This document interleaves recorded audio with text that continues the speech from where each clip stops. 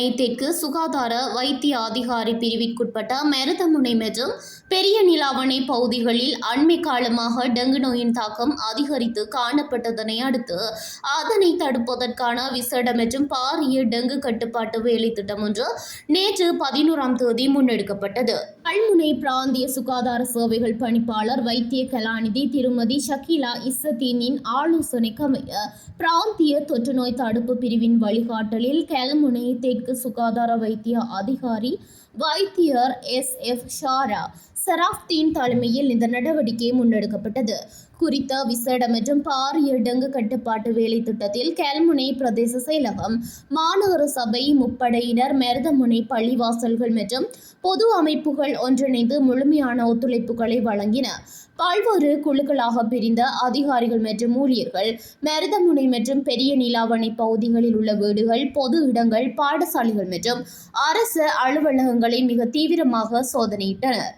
குறிப்பாக நீண்ட காலமாக பராமரிப்பின்றி காணப்பட்ட வெற்றுக்காணிகள் இதன்போது விசேட கண்காணிப்புக்கு உட்படுத்தப்பட்டன. இந்த நடவடிக்கையின் போது 1851 வீடுகள், 5 பாடசாலைகள், மதஸ்தலங்கள், பொது இடங்கள் என மொத்தமாக 1881 இடங்கள் சோதனைக்குட்படுத்தப்பட்டன.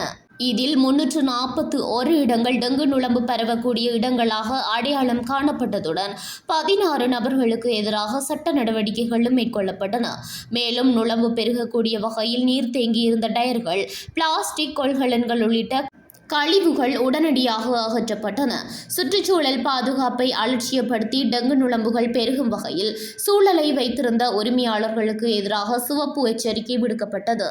இதேவேளை பொதுமக்களுக்கும் பாடசாலை மாணவர்களுக்கும் டெங்கு காய்ச்சலின் அறிகுறிகள் மற்றும் அதிலிருந்து தற்காத்துக் கொள்ளும் வழிமுறைகள் குறித்தும் சுகாதார அதிகாரிகளினால் விரிவான விளக்கங்கள் அளிக்கப்பட்டன.